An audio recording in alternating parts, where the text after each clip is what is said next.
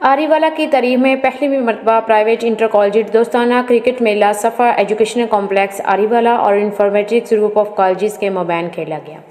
जिसकी मेज़बानी का एजाज़ सफ़ा एजुकेशन कॉम्प्लेक्स आरीवाला कैंपस को हासिल हुआ, जिसमें दोनों कॉलेज की टीम ने बेहतरीन कारकर्दगी का मुजाहरा किया, जिसमें इंफॉर्मेटिक ग्रुप ऑफ कॉलेज ने कांटेदार मुकाबले के साथ सीरीज़ को 1-2 से अपने नाम किया। इंफॉर्मेटिक्स ग्रुप ऑफ कॉलेज के स्टाफ मेंबर्स ने सफ़ा एजुकेशन कॉम्प्लेक्स के इस इक़दाम को सराहा और इस तरह के इवेंट्स को जारी रखने की ख्वाहिश का इजहार किया। इस शानदार इवेंट के मेहमान खुसूसी डायरेक्टर सफ़ा एजुकेशन कॉम्प्लेक्स अहमद शबीर साहब ने मैच के अख्ताम पर इंफॉर्मेटिक्स ग्रुप ऑफ कॉलेज की टीम को मुबारकबाद और नकद इनाम दिया और सफ़ा एजुकेशन कॉम्प्लेक्स आरीवाला आमद पर इंफॉर्मेटिक्स ग्रुप ऑफ कॉलेज की टीम और स्टाफ का शुक्रिया अदा किया।